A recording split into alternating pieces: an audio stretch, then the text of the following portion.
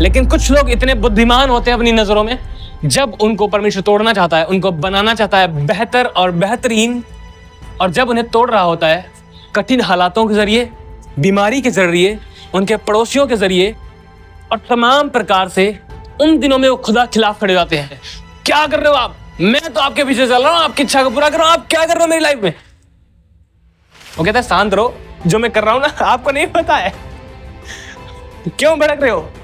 जब भी वो आपकी लाइफ में ऐसा कुछ होने दे, शांत हो जाए और देखिए उसकी इच्छा क्या है, उसकी योजना क्या है। क्योंकि हर एक अच्छा पिता अपने बच्चों की ताड़ना करता है और उसकी ताड़ना हमारे लिए प्रेम है।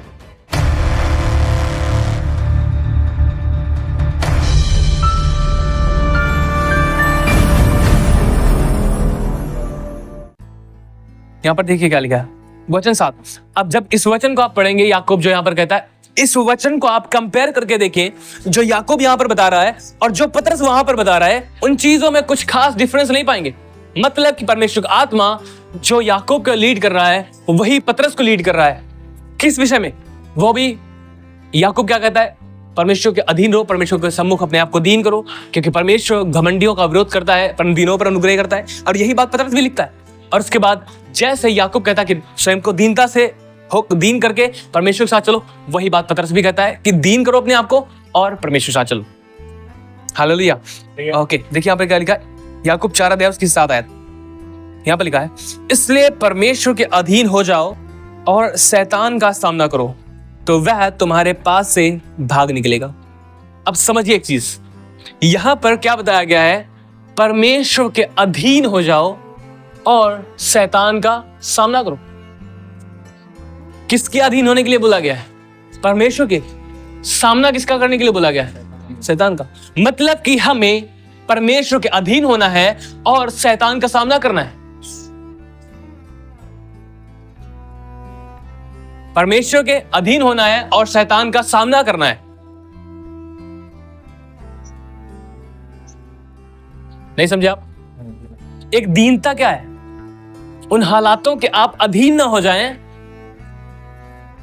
जो हालात आपके सामने खड़े, शैतान के अधीन ना हो जाएं जो आपके खिलाफ खड़ा है, परंतु उसका सामना करें। परमेश्वर के अधीन होने के लिए बाइबल बात करती है कि आप परमेश्वर के अधीन हो जाएं और शैतान का सामना करें, और शैतान तुम्हारे सामने से भाग निकलेगा।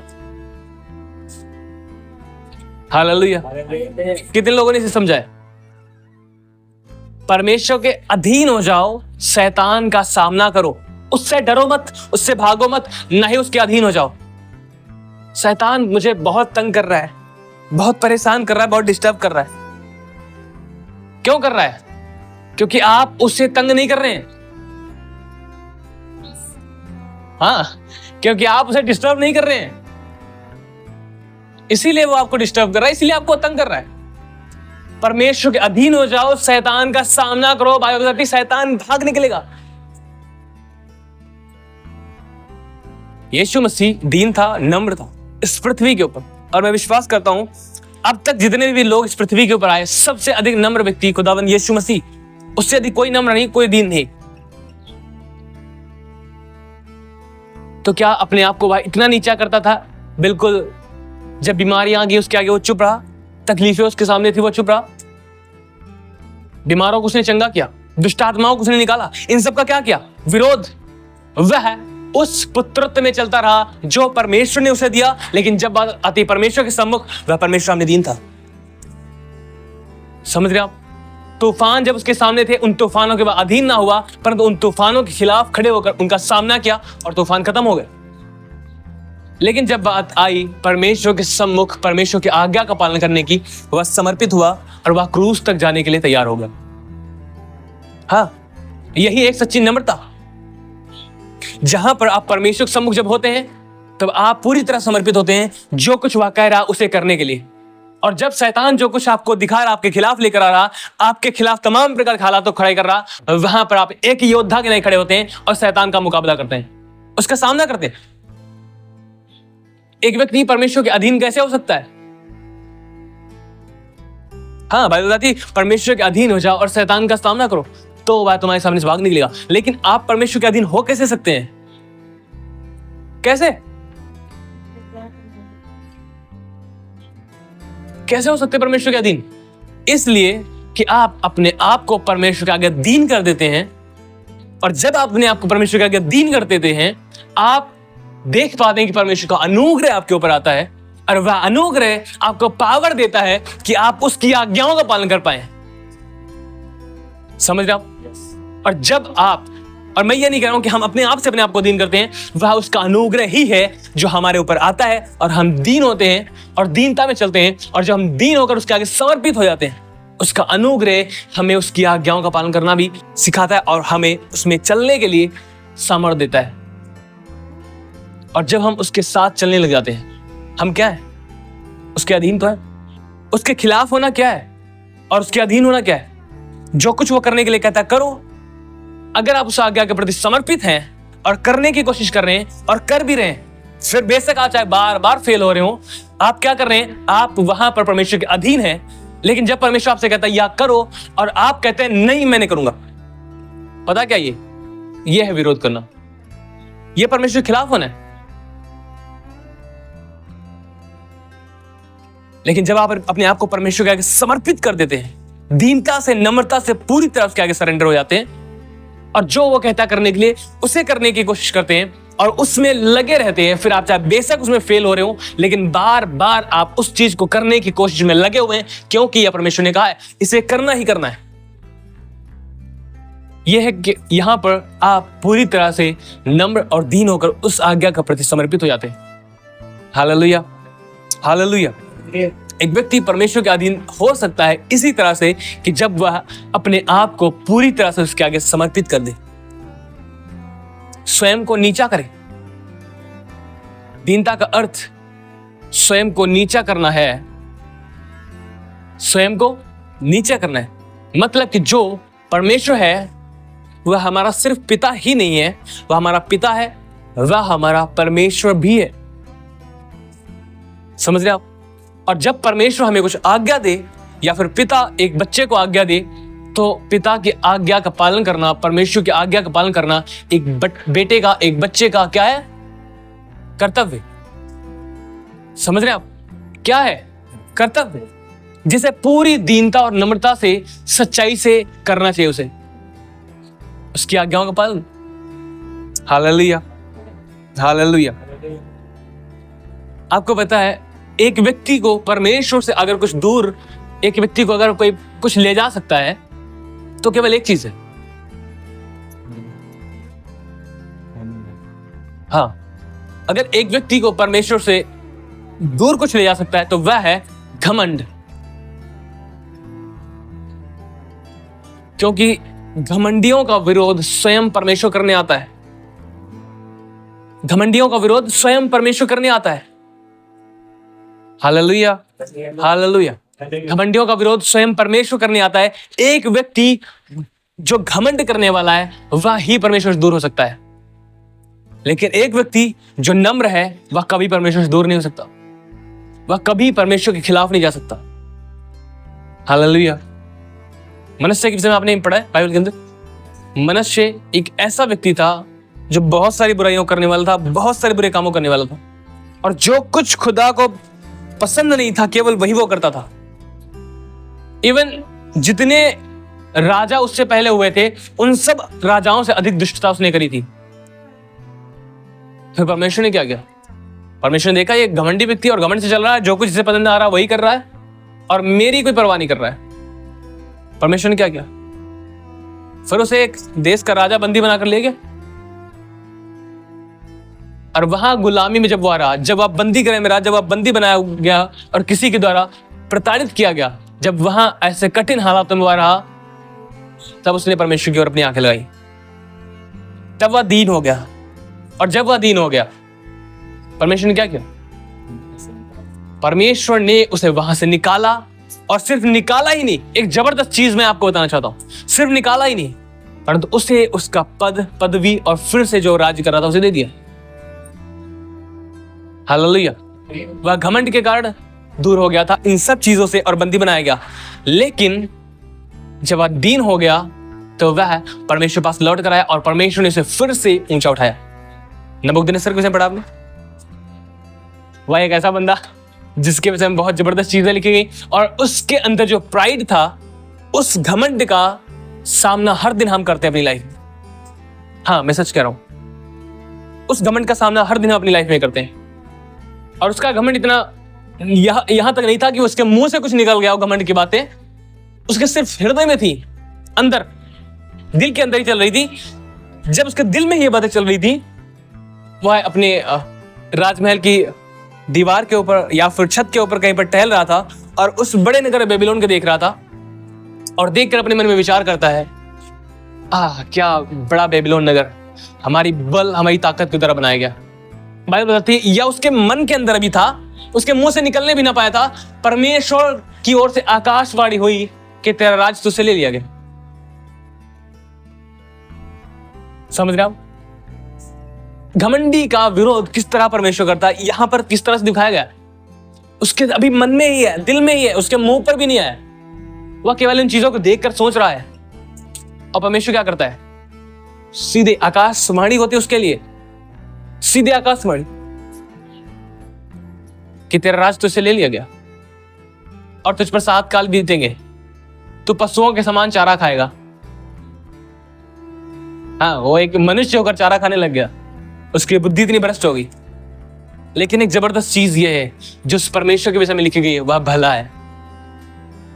जब वो 7 काल राजा नबूकदनेस्सर के ऊपर बीत गए, उसके बाद बाइबल बताती है कि उसने अपनी आंखों को परमेश्वर की ओर उठाया, और बाइबल में लिखा गया है कि उसकी बुद्धि ज्यों की त्यों हो गई और उसका राज्य खुदा ने उसे लौटा दिया। हाँ, ये एक अद्भुत बात है जो परमेश्वर में है कि वह घमंडियों का विरोध करता है, लेकिन घमंडियों पर भी अनुग्रह करता है यदि घमंडी उसके पास लौट कर आ जाए। हालेलुया। इसीलिए याकूब क्या कहता है, परमेश्वर के निकट आओ तो वह भी तुम्हारे निकट आएगा। पहले वो क्या कहता है, पहले वो कहता है परमेश्वर अभिमानियों का विरोध करता है परंतु दीनों पर अनुग्रह करता है। वह कहता है परमेश्वर के अधीन हो जाओ, शैतान का सामना करो, वह तुम्हारे सामने से भाग निकलेगा। और दूसरी चीज वो क्या कहता है, परमेश्वर के निकट आओ तो वह भी तुम्हारे निकट आएगा। और आगे क्या लिखा है, हे पापियों अपने हाथ शुद्ध करो, और हे दुचित्ते लोगों अपने हृदय को पवित्र करो। दुखी हो और शोक करो और रो, तुम्हारी हंसी शोक में और तुम्हारा आनंद उदासी में बदल जाए। समझो वो क्या कहता है, परमेश्वर के निकट आओ तो वह भी तुम्हारे निकट आएगा। अगर आपको लगता है कि आप एक घमंडी व्यक्ति हैं तो आप जाएंगे कहां? मैं कह रहा हूं आप परमेश्वर के पास आओ, परमेश्वर आपके पास आएगा। परमेश्वर के वचन में लिखा गया आप पापी हैं, इसीलिए बाइबल बताती है आप पापी हैं, अगर परमेश्वर के पास आओ परमेश्वर आपके पास आ जाएगा। इसीलिए वो कहता है हे पापियों अपने हाथों को शुद्ध करो, अपने पापों से पश्चाताप करो और मन फिराओ और प्रभु के सामने दीन बनो तो वह तुम्हें शिरोमणि बनाएगा। Hallelujah, hallelujah. और यही चीज है जो हमें समझने की जरूरत। प्रभु के सामने दीन बनो तो वह तुम्हें शिरोमणि बनाएगा। जिस चीज को पतरस भी कहता है वह समय आने पर तुम्हें बढ़ाएगा, आदर में ऊंचा उठाएगा। और मैं आपको लगातार बताया हूं इस चीज को कि एक मनुष्य के लिए इससे बड़ा आदर कुछ नहीं है कि एक पापी मनुष्य के अंदर परमेश्वर अपना स्वभाव आने दे। इससे बड़े आदर की बात एक मनुष्य के अंदर कुछ नहीं है कि एक जो ऐसा व्यक्ति जो दुष्ट था, बुराई में जी रहा था और तमाम प्रकार के बुरे कामों कर रहा था, लेकिन जब वह परमेश्वर के सम्मुख दीनता से अपने आप को उसके आगे समर्पित कर देता है, फिर उस व्यक्ति में परमेश्वर अपना स्वभाव आने देता है और उसका जीवन बदलता जाता है। ये उसके लिए एक बड़े आदर की बात है।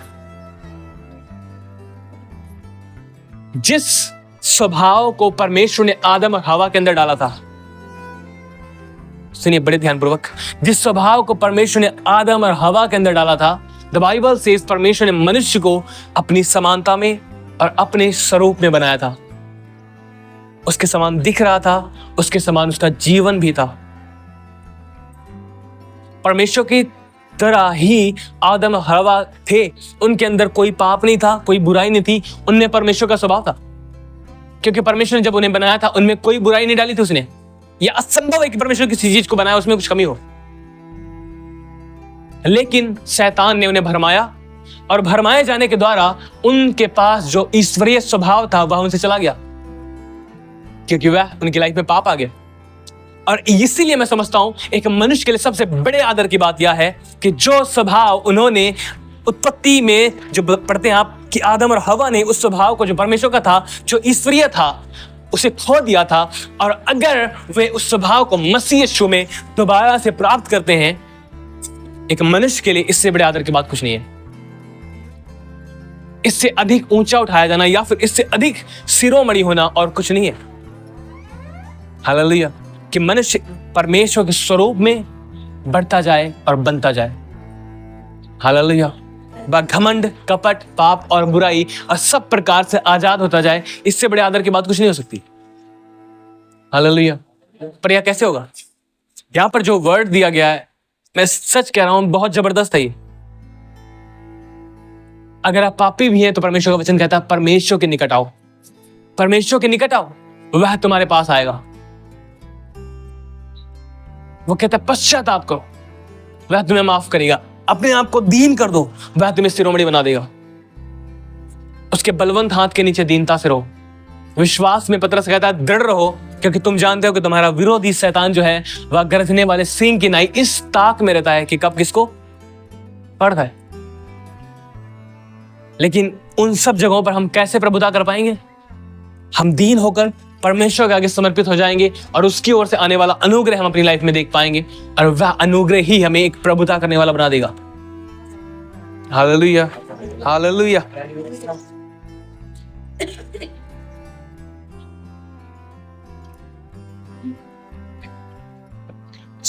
अगर आप अपनी लाइफ में परमेश्वर के करीब होकर जीना चाहते हैं, बड़े ध्यानपूर्वक सुनिए, अगर आप अपनी लाइफ में परमेश्वर के करीब होकर जीना चाहते हैं तो आपको दीन होकर जीना आरंभ कर देना चाहिए, नम्रता से जीना आरंभ कर देना चाहिए। उसके आगे समर्पित हो जाएं हर एक बात में, चाहे आप कुछ कर पा रहे हैं चाहे आप कुछ ना कर पा रहे हैं, हर एक बात में उसके आगे समर्पित हो जाएं। क्योंकि दीनता एक ऐसी जगह है जहां पर परमेश्वर का अनुग्रह आता है, और जहां पर परमेश्वर का अनुग्रह आ गया, असंभव है कि वहां पर आप हारे हुए से रह जाएं। हालेलुया।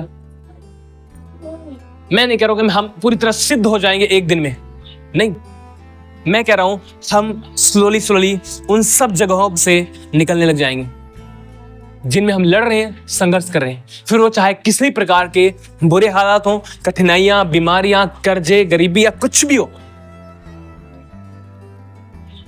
उन सब जगहों से स्लोली हमें परमेश्वर निकालेगा। और यदि ना भी निकाले तो क्या हम उसके खिलाफ चले जाएं? तो क्या हम उसके खिलाफ चले जाएं? अगर वो बीमार रखने में खुश है, मैं खुश हूं वहां पर रहने में। अगर वो तकलीफों में रहने में खुश है, उसकी इच्छा है वहां पर मैं रहूं, ठीक है। पौलुस इसी चीज को समझ रहा था अपनी लाइफ में। जब जहाज टूट रहे थे, वो समुद्र में था, ठंडियों में, वहां पर भी वो परमेश्वर आराधना कर रहा था, परमेश्वर बड़ाई कर रहा था। उसको पता था मैं जो कर रहा हूं खुदा के साथ चल रहा हूं, अगर इस बीच में कुछ भी हो रहा है, प्रभु का शुक्रिया। कुड़कुड़ाता और बुड़बुड़ाता नहीं था। और आपको मैं सच कह रहा हूं, अगर ऐसे हालात आपकी लाइफ में ना आए, आप कभी भी अपने आप को उसके आगे दीन नहीं कर पाएंगे, कभी भी नम्र नहीं कर पाएंगे। परमेश्वर का एक जबरदस्त तरीका है एक व्यक्ति को आगे बढ़ाने का, वह यह है कि एक व्यक्ति को पहले वह तोड़कर फिर आगे बढ़ाता है। मैं आपको सच कह रहा हूं, लास्ट बोलकर मैं खत्म कर रहा हूं। पहले भी आपको बताया होगा, फिर से मैं बताना चाहता हूं, कुछ लोगों ने नहीं सुना होगा, जिस वजह से। जब मैं चर्च में था लुधियाना में, पास्टर के पास, हमारे बहुत ही आदरणीय पास्टर जी, पास्टर आर.एल. गुप्ता जी, जब मैं उनके पास था, चर्च में सब कुछ बेस्ट बना हुआ था। अब बिलीव करो, सब कुछ बेस्ट था एक मनुष्य की नजरों में। और उसी बीच में कुछ लॉकडाउन आ गया, और लॉकडाउन में कुछ ऐसा काम हुआ ना कि आप यकीन मानो, कुछ भी तोड़कर कुछ भी बनाया गया। हाँ, खड़ी बिल्डिंग के बीच में से पिलर्स निकाल दिए गए, नया बीम डाल दिया गया, इवन पूरा हॉल बना दिया गया। सब कुछ बढ़िया बना था भैया, सब कुछ बढ़िया बना था। फिर जरूरत क्या थी तोड़ना? फिर जरूरत क्या थी बस उसे तोड़कर फिर से बनाया जाए? वह सब कुछ पहले से बढ़िया बना था और बेस्ट था, और उसमें बहुत सारे चेंजेस हुए, लगातार कुछ ना कुछ उसमें तोड़ फोड़ चलती रही। कुछ ना कुछ तोड़ कर बनाया गया, और इसे मैं बार बार बहुत समय तक देखता रहा, परेशान हो गया, क्या करते रहते ये सब, फिर वही तोड़ना फिर बनाना।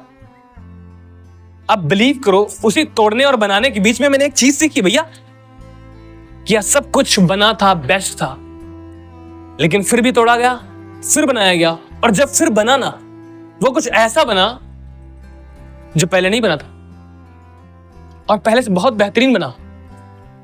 ये परमेश्वर के काम करने के तरीके हैं। अब बिलीव करो, आपको लगता होगा कि आपकी लाइफ बहुत अच्छी है, और हो सकता है परमेश्वर सामने ना अच्छी हो। परमेश्वर क्या करेगा?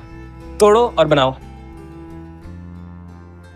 क्या करेगा? और आपको पता है, जब एक व्यक्ति तोड़ा जाता है फिर दर्द तो होता ही है, नहीं होता? लेकिन कुछ लोग इतने बुद्धिमान होते हैं अपनी नजरों में, जब उनको परमेश्वर तोड़ना चाहता है, उनको बनाना चाहता है बेहतर और बेहतरीन, और जब उन्हें तोड़ रहा होता है कठिन हालातों के जरिए, बीमारी के जरिए, उनके पड़ोसियों के जरिए, और तमाम प्रकार से, उन दिनों में वो खुदा खिलाफ खड़े जाते हैं। ये आप क्या कर रहे हो? ये योना के समान। हाँ, एक योना ऐसा व्यक्ति था जो परमेश्वर के ऊपर गुस्सा करता है, परमेश्वर के ऊपर क्रोध करता है। कुछ लोग इस तरह से परमेश्वर के खिलाफ खड़े जाते हैं। क्या कर रहे हो आप? मैं तो आपके पीछे चल रहा हूं, आपकी इच्छा को पूरा कर रहा हूं, आप क्या कर रहे हो मेरी लाइफ में? वो कहता है शांत रहो, जो मैं कर रहा हूं ना आपको नहीं पता है, क्यों भड़क रहे हो? हालेलुया। जब भी वो आपकी लाइफ में ऐसा कुछ होने दे, शांत हो जाए और देखिए उसकी इच्छा क्या है, उसकी योजना क्या है। क्योंकि हर एक अच्छा पिता अपने बच्चों की ताड़ना करता है, और उसकी ताड़ना हमारे लिए प्रेम है। हालेलुया।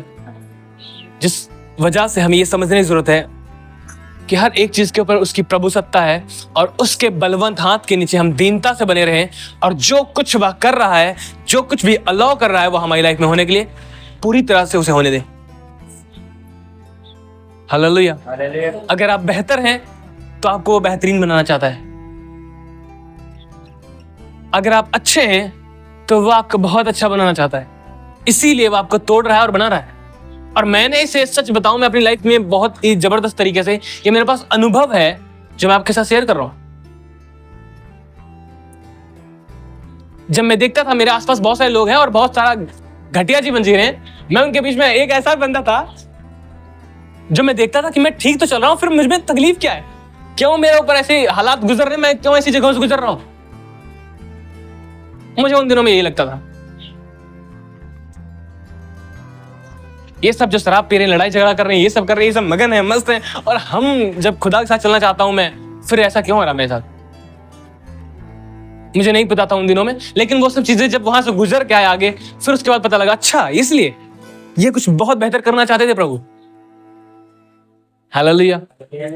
तो जो कुछ भी हो रहा है उसे होने दो, उसके अधीन रहो, उसके आगे समर्पित रहो, उसके आगे अपने आप को दीन करो, और एक दूसरे के अधीन रहो, एक दूसरे के प्रति प्रेम दिखाओ। पौलुस कहता है, अगर कोई आपसे प्रेम कर रहा है तो आप उससे भी बढ़कर उसी व्यक्ति से प्रेम करो। अपने अगुओं के अधीन रहो, उनका आदर करो, उनका सम्मान करो, बिकॉज ये हमारा ड्यूटी बनता है। हमारा ड्यूटी बनता है भैया, हमारा कर्तव्य है। हालेलुया। हम आपके आदर के मोहताज नहीं, वचन बताता है, इसलिए आपको बता, ठीक है? कोई ना कहे भैया ये चाहते हैं हम इनका आदर करें, जिस वजह से बोलते हैं, मैं नहीं कर रहा हूं, वचन। हालेलुया।